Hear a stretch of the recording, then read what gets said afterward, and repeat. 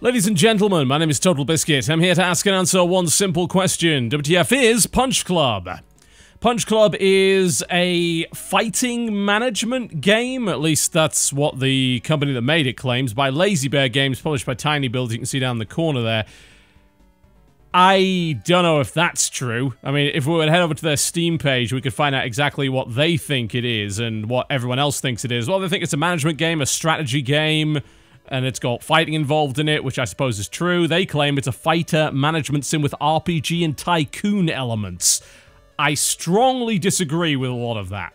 So, while I was on the cruise, I actually beat this game on iOS. I got the iOS version because I thought, you know what? Sounds like the kind of game that would probably be pretty fun on iOS. I beat the whole thing from start to finish. Didn't mean to, but I got to it anyway. So, that's 2 videos in a row in WTF Is, so I've actually beaten the game. And I can see, if I read forums anymore, exactly what people will be saying. It's not a first impression series anymore, you can't call it that! Alright, okay, fine, whatever. It's not a review, it's a WTF Is. There's my answer to all of that. I'm not talking about it anymore, it's a stupid complaint. So, let's talk a little bit about this, and then I'll go into why I think that Punch Club is actually really kind of terrible.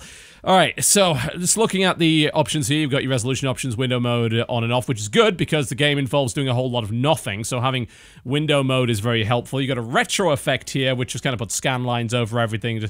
Actually, it makes it just a bit more pixely. It's actually quite a nice effect, I do like it, although I have to say that the pixel art in this game is pretty good, and the title screen doesn't really do it justice, so I'd actually leave that off, personally, but we might put it on in-game to show you how it works. Sound volume, music volume, English, language, and a couple of other different options there as well.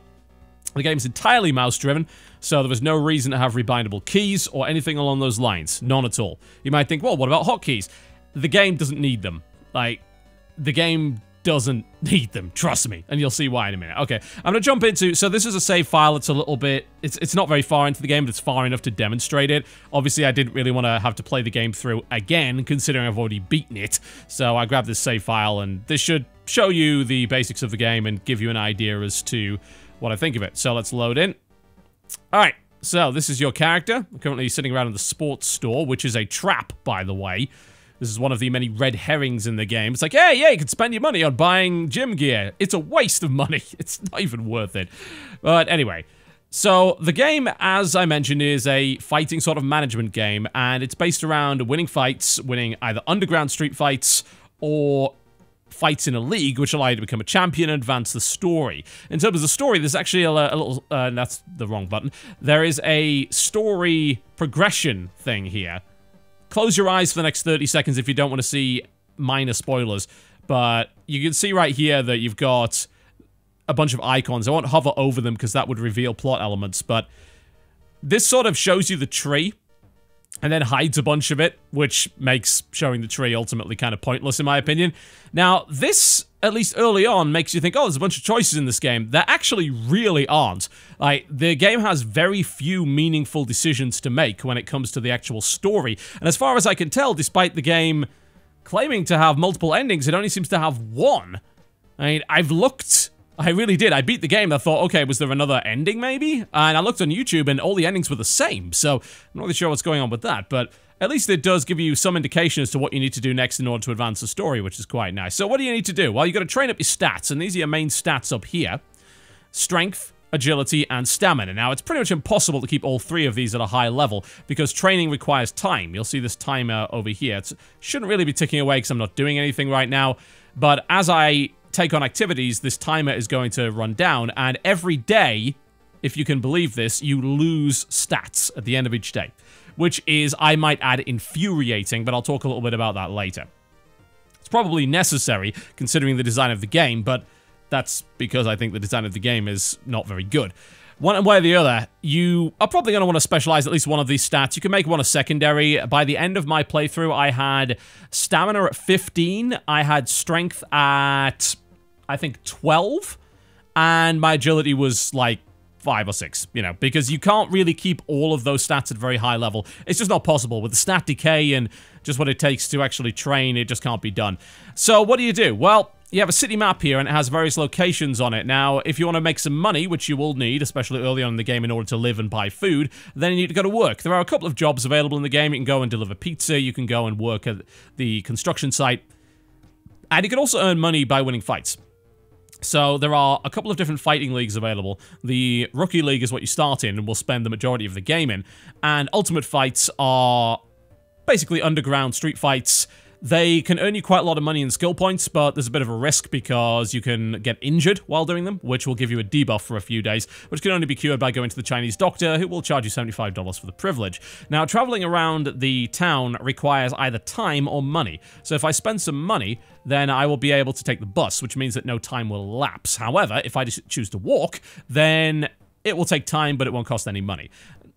There are certain optimal ways to travel around. Like, if I want to go here, this only takes 1 time, so that's fine. But if I want to go here, this takes 3. So you probably want to take the bus to work, usually. But between these destinations, you can usually just walk. Unless you have a bunch of money, in which case, you might as well just sink it into that anyway. So how do you get your stats up? Well, you need to train. But first things first, we're going to have to go home because our energy level is basically pitifully low. I'm going to walk home. There we go. I'm just going to move my character over here. This is my terrible-looking flop house of an apartment or house or whatever.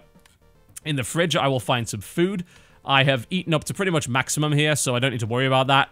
Food is required in order to get this meter up to full. If your meter is too low, you can't do anything, so you end up in a pretty awkward position there, so you need to keep buying that food. And in order to get the energy up, the best way to do that is generally to sleep, which takes a bunch of time and also takes your food meter away as well. So you're going to see the time ticking away here, and at the end of the day, I'm going to lose some stats because the game hates you. As you will see in a moment. Hey, I slept. I lost some stats. That sucks. I also missed a fight, but that's not really important right now. I'll show you them in a little bit. So I'm going to go back to the fridge and eat again. There we go. So all my stats are full. I'm ready to train. So where do I do it? Well, there's 2 places you can do it. You can either do it in your garage, which requires you to buy equipment. So you'll see here that I have dumbbells. I don't know what that is, actually. It's weights. I'm not going to pretend. I don't do exercise. That's not a thing. So this will raise stats. As you can see, those little globes are going to go up there, and he's going to keep doing that, keep doing that, and keep doing that, and eventually it's going to become inefficient, and he's going to gain less stats from it because doing the same exercise repeatedly is apparently not good. So you'll probably notice, there you go, now it's less effective. So I could push it all the way up to maximum here. It's an inefficient use of time. What you generally want to do is to rotate your exercises out. So I could do push-ups here. This is all the equipment that I've got in my garage. Generally speaking, if you want to do better than this, then really, you've got to go to the gym. So let's go and do that. It costs $10 to get in the gym, so I'm going to walk here. You can also do sparring fights with this guy in order to get skill points. Let's head into the gym and see what all that is about. Well, as you can see, there are a bunch of different machines to use. So if I want to raise up my stamina and my strength, then using these is pretty good. This is good for getting pretty much pure stamina up. And the skipping rope will give you stamina and agility and so on and so forth. And you know what, as I said, you want to focus on like 1 or 2 stats. You can't focus on all 3. But what you do want to do is try and optimize your stats to the highest possible level before you do a fight. Because that's going to affect your ability to actually fight.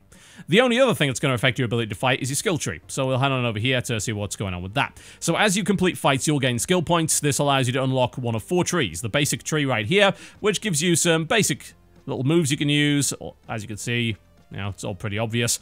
And then you can unlock one of 3 different fighting styles, which are based on your stats. So where you have the tiger will unlock once you have a certain amount of agility, where the turtle when you have a certain amount of stamina, and where the bear when you have a certain amount of strength. Now, as of the time of recording, agility is quite clearly far and away the best tree in the game. It makes the game much, much easier and takes much less time. So if you wish to beat the game quickly, agility is the way to go, the way of the tiger. Everything else takes more time and is less effective. So they need to work on the balancing there.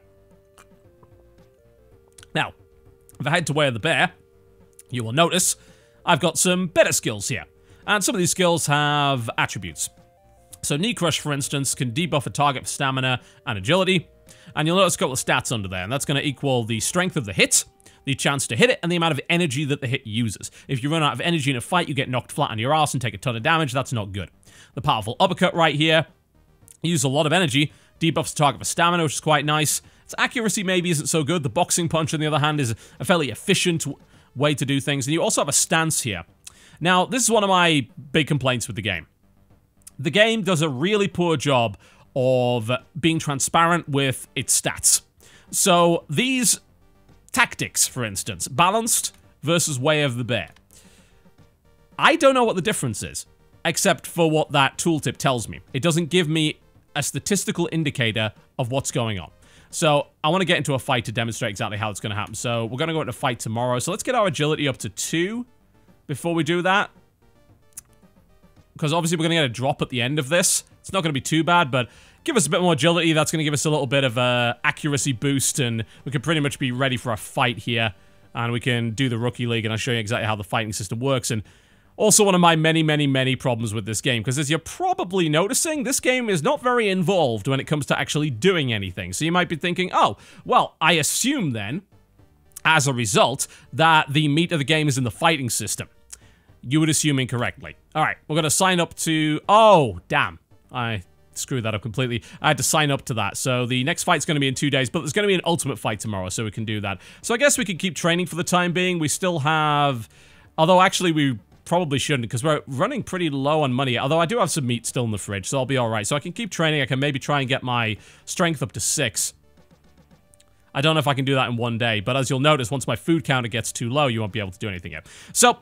Anyway, let's talk about the training first then, since we're doing that right now. This is completely uninvolved. You sit here watching bars slowly raise and then rotating between pieces of equipment when things start to get inefficient. There's very little decision making to do here other than, can I get one stat to the next level before the end of the day to do whatever activity I'm supposed to do at the most efficient way possible?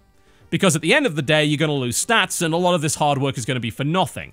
Which is, I might add, an infuriating way of designing your game. It really is.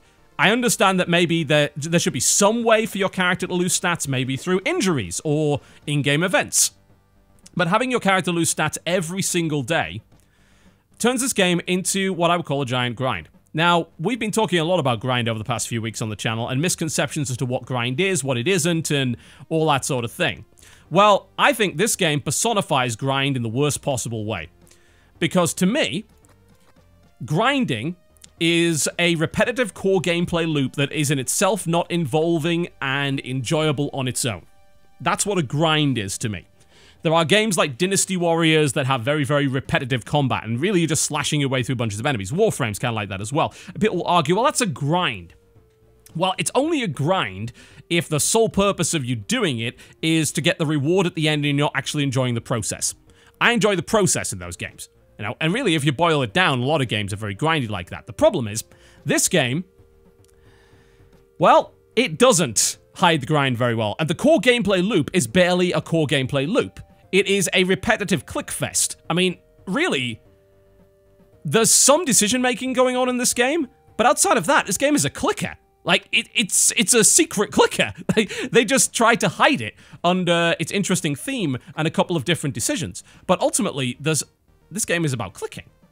So, let's go do a fight, and I'll demonstrate exactly what I mean by this. So you might think, oh, great, we can fight, we can finally do some stuff. Well, no, not really, because the only thing you can do in a fight is choose what skills you go into each round with, and you want to try and tailor that based on what's going on here.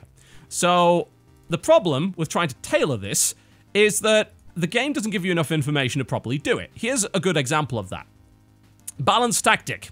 Default tactic without any evident strength or weakness. Okay, what about the other tactic? Let's click that. You're gonna show up? There we go. High damage and energy consumption. Moderate strikes hit the target. Your arm strikes hit harder. Do they? Okay. So I assume if I remove this tactic, then it's gonna show... No, it doesn't. That's the thing. So this... I don't know how true any of this is, because the game does not tell me. Like, this says that my arm strikes hit harder. But all these arm strikes are showing the exact same stats, whether or not I have this equipped. So I have no idea how effective that is. And there's a bunch of other abilities in the game as well that are just like that. Like, this is a chance to make your opponent skip his attack phase. Yeah, but what chance? How much chance? I have no idea. It's inconsistent. Some of this stuff gives you that information, like Rain of Strikes says, my opponent's blocking is 25% less effective. Okay, so I block 25% less damage. Okay.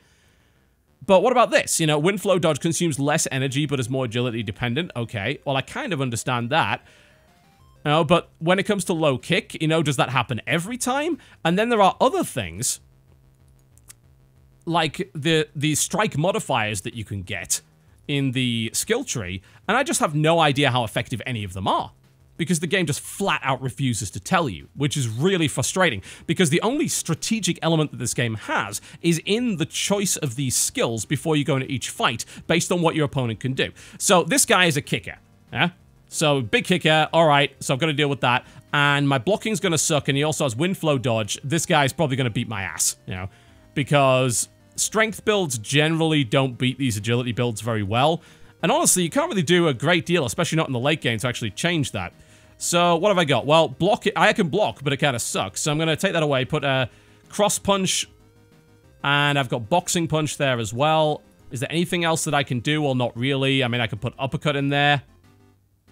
So I can have a mixture of skills if I want, or I can just pick a single one. Generally speaking, the only reason you want to mix it is so that your energy doesn't go down quite as fast, or if they have, like, multiple debuffs and special things. So this guy's probably going to dodge every one of my shots, and, alright, let's fight! And sit here and watch it. Yeah, this is the game. You sit here watching your character consistently basically roll dice in the background as he misses over and over and over again, and you get your face kicked in. There's nothing to do here. I can't activate a skill. I can't do anything to affect the outcome of this fight other than the stuff that I chose in the first place. Now, you might argue, well, TotalBiscuit, that's fine. It's a management game. Is it, though? Is it a management game, or is it a clicker? Is it actually a game just about raising stats in order to win? Or are there meaningful management decisions and strategic decisions that you can make in the long term to affect what's going on? And the answer actually is no, there isn't. The reason I say that is because it is entirely possible to get every skill in the game, as long as you grind long enough. Because there's actually no impetus to proceed at any real pace.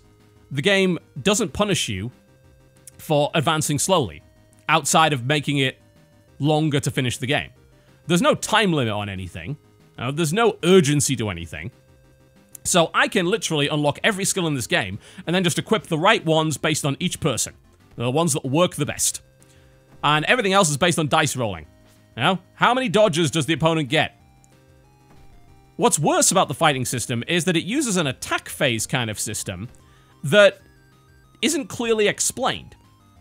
So I know that my opponent gets attack phases and I get attack phases. The problem is I don't know what triggers them.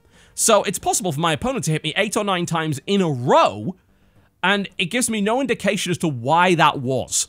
Yeah? Not a thing. And these little stats at the end are really not that helpful, honestly. It's a nice little endgame breakdown, and it might give you a little bit of information going into the next fight, but that really is about it. The amount of times that this hit, well, that information's already available. It already tells me what my hit chance is supposed to be, so I'm now being injured, which is even better, because that's going to slow the game down even further. But hey, there you go. There's nothing to the fighting system. And here's the problem with this game, the biggest problem. As I said, it is a grind. All you are doing is raising your stats, and everything in this game is designed to let you raise your stats, or indeed lower them in some way. Now, if I were to be very, very reductive about games, and I'm going to be here, I will say that a lot of games are really just about moving bars backwards and forwards. And that's true, they are. The thing is that those games range far and wide in terms of genre. Doom is just a game about moving bars up and down. Yeah? You aim your gun at the enemy, you press the button, and that causes their bar to go down. It also causes your ammo bar to go down. If you get hit, your bar goes down. If you collect a stim pack, your bar goes up. And so on and so forth. It's a game about bars. Fighting games are all about bars. You know, they're actually very, very open about that fact. You got your health bar on the screen, and it's all about reducing your opponent's bar to 0 while keeping your bar above 0. Simple as that. If you're going to be completely reductive about what that game is, that's all it is. And you might say, well, that sounds boring. And of course you'd be wrong, because it's the process by which you move those bars which makes a game a fun game. And there are various means by which to obscure, obfuscate, and hide the fact that the game is really just about moving bars. When it comes to fighting games, it all comes down to the idea that in order to move your opponent's bar downwards, you have to make a quick decision right in the moment. It requires manual dexterity, a lot of it, and it also requires long-term tactical thinking, because really, high-level fighting games are actually quite strategic. It's not about how quick you are. It's about reading your opponent, predicting what they will do, and then doing the thing which breaks that. And that's what makes it interesting, because that core gameplay loop is fast, it's furious, it's tactical, and there's a lot of variety in it. Here's where this game falls flat on its face. It is a grind, because this is a game about moving bars, which does no... It basically makes no effort whatsoever to obfuscate the fact that it's a game about moving bars. In fact, it almost seems to revel in it. The little pips going up and slowly raising your bars as things happen. The bars being right here, strength, stamina, and agility being the big defining characteristics of your character in the game, being so upfront all the time, being basically arbitrary numbers and bars that slip at the end of every day. If the process of acquiring these stats was more interesting, then this game would be interesting. But it's not. It's dull. It's unbelievably dull. And it doesn't make any effort to vary it up at any point. You know, I've beaten the whole game, and the game is exactly the same throughout. You raise your bars by doing this. Over and over and over and over again. And then you go into a fight, you pick the right abilities, and then you watch it play out. And then sometimes you lose by RNG. And there's nothing you can do about that. And that doesn't mean that RNG is bad. There's plenty of games in which RNG is totally fine. But those games usually have a lot of meaningful decisions. And this game, again, falls flat on the basis of that. You might think there are a lot of meaningful decisions about how you manage your time. Now, early on in the game, you would be correct about that, because you have very limited resources and you're struggling. But once you get further into the game, the options actually shrink. And in fact, by the final phase of the game, you are literally only sitting in one place. I won't spoil it for the story, but you are sitting in one place, training, and then clicking buttons on a menu to slowly raise yet another bar in order to get yet another fight, in order to win yet another championship, and then the game ends abruptly with a frankly terrible ending. I haven't seen all that many games that have such a obvious inverse difficulty curve, but this game has that. It genuinely does. It has an inverse difficulty curve. Once you get past a certain point, this game becomes incredibly easy. Not to mention the pacing is all off. So I ran into a situation where I was in the Rookie League, and as a result of being in the Rookie League, I couldn't advance the story. You had to beat the league in order to advance the story and get to the next part of the game. However, I was beating the crap out of everybody. My stats were far higher than everybody in the Rookie League, and I had beaten every single ultimate fight in the game. All of them, including the Red Zone fights, which are supposed to be really hard. And yet I couldn't advance out of the Rookie League because the Rookie League has a point system. Now, by losing early on in the game, and the AI characters continuing to gain points in the background, I actually ended up in a position where I had to win like 20, 30 fights in a row against the same people in order to actually beat them in the league. This is an incredibly stupid design decision, and it just involved an unbelievably repetitive waste of my time, which is actually how I would describe this game, an unbelievably repetitive waste of my time.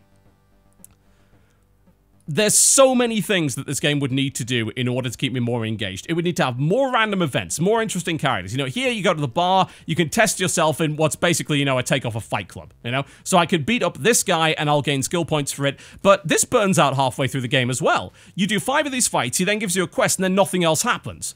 It's like, really? That was it? That's all that this particular arc offered me? Well, apparently, yes. And really, it's just more fights. You know, there's no special spin on any of these fights. It's the same as any of the other fights. And you just watch them slowly play out as they go. Which is nice for doing a video, by the way, because I don't have to actually do anything. So I can sit here drinking my orange juice and criticizing the game and not really having to think about it. It's quite the change there from my usual videos where I'm stressed out about playing it properly. This is one of the worst examples of games that, when it comes to having a great theme and then completely squandering it on a bunch of incredibly dull design decisions. Now, I am grinding up another skill. It's like, let's get another skill. Okay, cool. Let's get Knee Crush. That sounds good. There we go. I've got another skill, and now I need to grind yet more skill points for another skill, because, of course, everything has to get more difficult as you go. Every time you get a skill, the next one costs more. Ha ha ha. Let's waste more of my time game. That sounds great, doesn't it? Yeah, awesome. Thank God for that. Oh my God. It's a game that removes choice the further you go into the game. It's a game that offers false choice.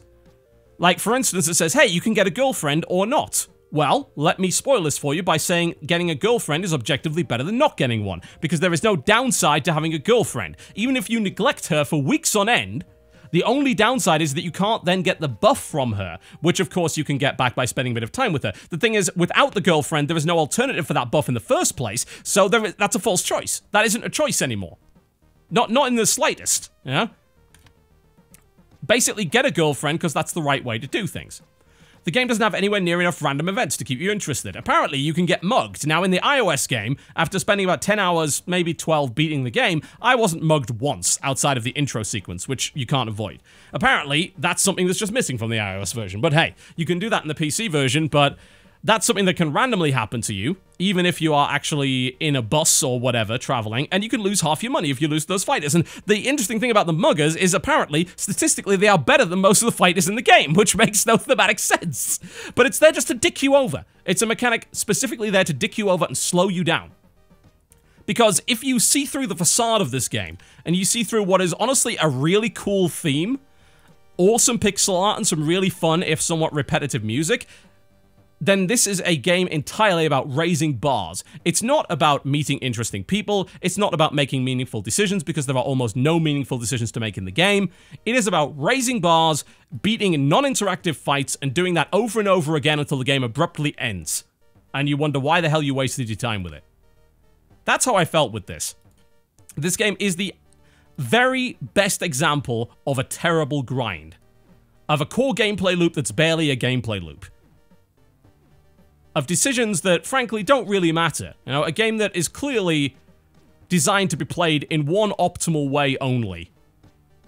And everything else is just a way that wastes your time more than the previous. It's... I mean, I'm just going to lose this fight outright, incidentally, because this guy's got way better stats than me and has huge amounts of dodge. I'm not going to be able to hit him, most likely, but I can. It's okay, I can maybe swap out for this. And you'll run into these fighters, because you'll run into a fighter that just is way better than you, and you just have to keep grinding more skills and grinding more stats until you can eventually beat them. No amount of tactics here is going to help me, because I don't have the skills unlocked needed to beat this guy. This guy's going to beat me into a pulp, most likely. You know? He's going to dodge the vast majority of my hits, and I'm going to lose. And I'm just sitting here watching my character doing that, wondering why the hell I'm even getting involved in this non-interactive tripe. You know, this is not a management game. It doesn't have anywhere near enough strategy or decision-making to be a good management game. There's very little management going on. The actual management fantasy of a professional fighter really only kicks in the last 2 or 3 hours of the game, where you get access to a manager and you can do a couple of things like shoot a movie, which is basically just an endurance fight that you have to do in order to earn some fame and cash. You can throw a party, or you can get an endorsement deal. Like, really, there's actually no choice involved in any of those. You just do whatever's optimal at the time. And that's that. Like, when it comes to actual management, this game falls flat on its face. When it comes to the fighting game fantasy, I mean, again, it falls flat on its face because there's nothing involved in the fighting system whatsoever. Or the training system either. I mean, if I was to improve it, it's a difficult thing to do because the training system is so goddamn dull that the first thing I'd think is we should add mini-games to it to make the training more involved so you can have critical successes and all that kind of thing. And maybe you can injure yourself during training if you fail too many of the little mini-games. That might make the game more interesting for a while, but it would still be quite repetitive. In a regular management game, you wouldn't be sitting there waiting for those little pips to go up, you know? It would just happen. It's like, go train. Okay, trained. Done. You know? On to the next thing. They could cut all this time out, but if they did that, that would cut out the majority of the time it takes to beat the game. And that's the real sin, you know? The sin is not how boring the combat system is and how uninvolved it is. The sin is not how boring the training is. It's that I think the developer knows it, but they also realize that the system they developed, if they actually took out that aspect of the game, if they took out that time aspect, then the game would be beatable in like an hour at most. You can see I just got some steroids there, just for the sake of it. I don't believe there's even any consequence to that. Maybe it's possible, but I did the entire first game run through without taking steroids at all because I thought there might be a consequence to it. I don't know. Maybe there is, maybe there's not, but Like I said, I've been through the whole story tree, and there's very little here. You know, there are too few random events to keep things interesting, which means that the core gameplay loop is dull. None of the characters are really all that engaging. The game relies far too much on references and nostalgia, which some of it is cute, at least for the first 10 minutes, but outside of the great pixel art, I found nothing to like in Punch Club. It's one of the dullest games I've played in years, honestly. It reminded me so much of those iOS clicker games that have no strategy to them whatsoever, that really just are about watching bars go up. I just think this game's even more laborious than that, and I think it's actually kind of insulting to the intelligence that it tries to conceal the fact that it really is just a clicker with some minor decision-making involved behind the facade of a management game. This game is inexplicably popular. I think it was just marketed well. And who knows, you know, if you enjoyed this game, great. Like, if you're the kind of person that can deal with or even actually relishes this grind in which you do very little other than watch bars go up and down after you click on an item in the world, awesome. Like, more power to you. More power to you. But ultimately, I played this game on the toilet, I beat it, and I felt like I'd wasted my time. Certainly on PC, I wouldn't recommend it. It's twice the price of the iOS version. There's no benefit to playing it on PC whatsoever, really. The iOS version actually works totally fine. You know, the interface is entirely touch-based anyway, so there's no benefit to it being on PC at all. So overall, my assessment of Punch Club is that this game is a golden example of the grind done wrong. It's a golden example of a clicker masquerading as a management game, and it is a golden example of a complete missed opportunity. It has an awesome theme. The theme might almost be enough to convince me that the game's worth playing. But it isn't, because I can see through all that, and frankly, walking around this city, clicking on little pieces of equipment to watch my bars slowly raise and then watch yet another fight that I have basically no control over whatsoever is not my idea of a good time. If it's yours, go nuts. I'm so happy for you that you can find enjoyment here. I can't. I hate it. I absolutely hate it. Punch Club, ladies and gentlemen, available on iOS for $5 or Steam for $10, and of course GOG.com or your regional equivalent. My name has been TotalBiscuit. Thank you very much for watching. If you enjoyed this video, then by all means do feel free to click the like button. If you disliked it, if you wish to punch me in the face, then the dislike button is there also. I'll see you next time.